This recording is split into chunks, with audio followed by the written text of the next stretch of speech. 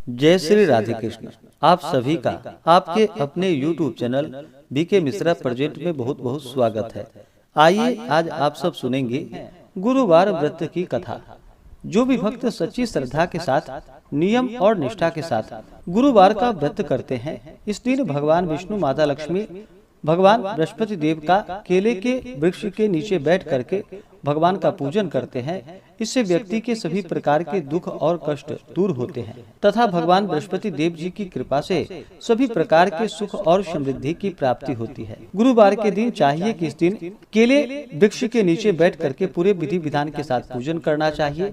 जहाँ पर केले का पेड़ ना हो, वहाँ पे आप भगवान बृहस्पति देव की फोटो या प्रतिमा रख करके इनका पूजन करें।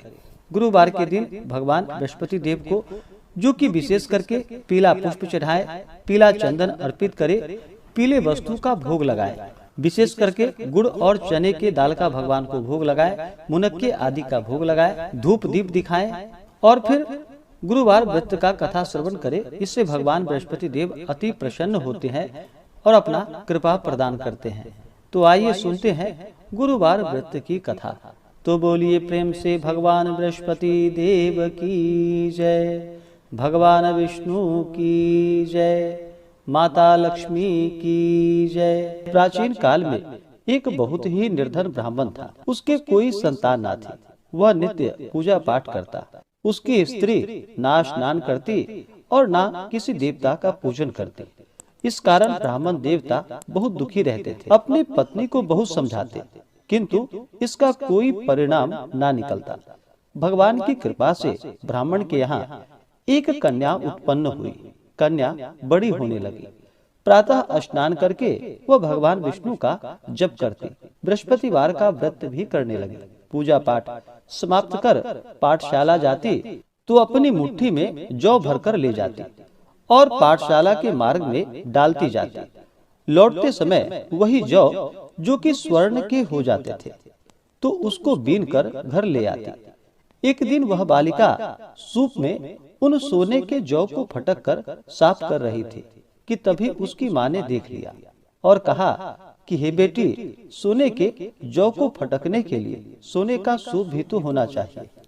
दूसरे दिन गुरुवार था। कन्या ने व्रत रखा और बृहस्पति देव से सोने के सूप देने की प्रार्थना की और कहा कि हे प्रभु, यदि सच्चे मन से मैंने आपकी पूजा की हो तो मुझे सोने का सूप दे दो।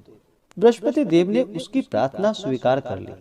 रोजाना की तरह वह कन्या जौ फैलाती हुई पाठशाला चली गई। पाठशाला से लौटकर जब वह जौ बीन रही थी तो बृहस्पति देव की कृपा से उसे सोने का सूप मिला। उसे वह घर लेकर आई और उससे जौ को साफ करने लगी, परंतु उसकी माँ का वही ढंग रहा। एक दिन की बात है कि कन्या सोने के सूप में जब जौ को साफ कर रही थी, उस समय उस नगर का राजकुमार वहां से निकला।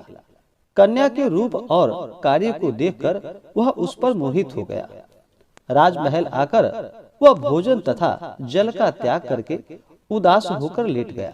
राजा को जब राजकुमार द्वारा अन्न जल त्यागने का समाचार प्राप्त हुआ तो अपने मंत्रियों के साथ वह अपने पुत्र के पास गया और पूछा कि हे बेटा, तुम्हें किस बात का कष्ट है? किसी ने तुम्हारा अपमान तो नहीं किया अथवा कोई और कारण है? मुझे बतलाओ, मैं वही कार्य करूंगा जिससे कि तुम्हें प्रसन्नता की प्राप्ति हो।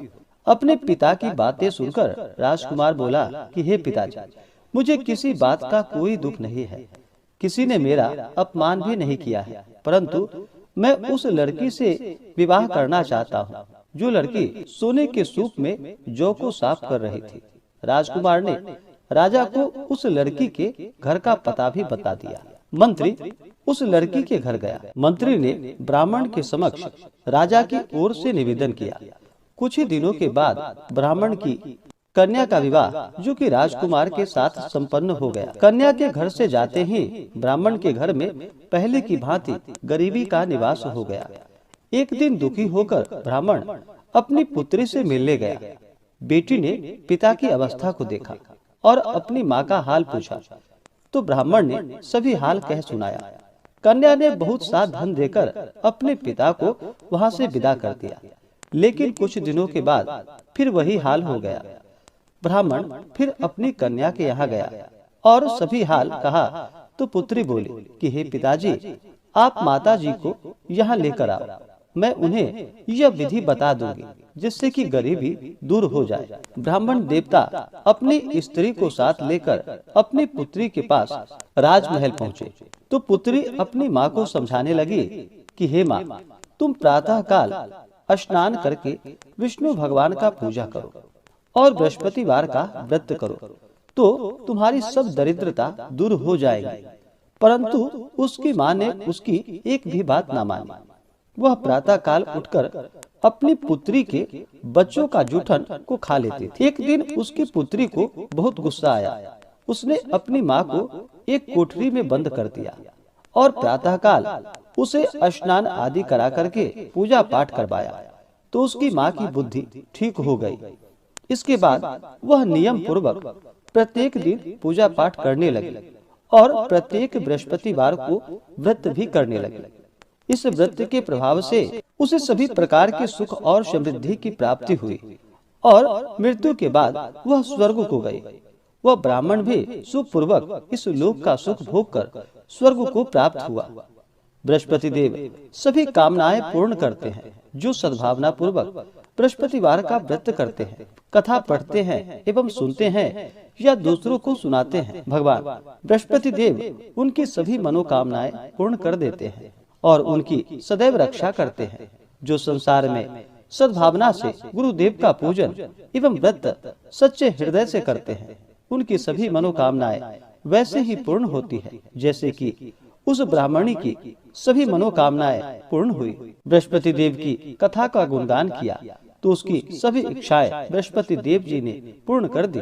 इसलिए सभी को चाहिए कि भगवान बृहस्पति देव का पूर्ण श्रद्धा भक्ति भाव के साथ पूजन करे और कथा सुन करके प्रसाद ग्रहण करे। इससे भगवान बृहस्पति देव अति प्रसन्न होते हैं और अपने भक्तों की सभी मनोकामनाएं पूर्ण करते हैं। तो बोलिए प्रेम से भगवान विष्णु की जय, माता लक्ष्मी की जय, भगवान बृहस्पति देव की जय, सर्वदेवी देवता की जय। इसी प्रकार से जो भी भक्त सच्ची श्रद्धा के साथ नियम और निष्ठा के साथ गुरुवार का व्रत करते हैं, भगवान बृहस्पति देव का पूजन करते हैं, भगवान बृहस्पति देव अपने भक्तों के सभी प्रकार के मनोरथों को सिद्ध करते हैं।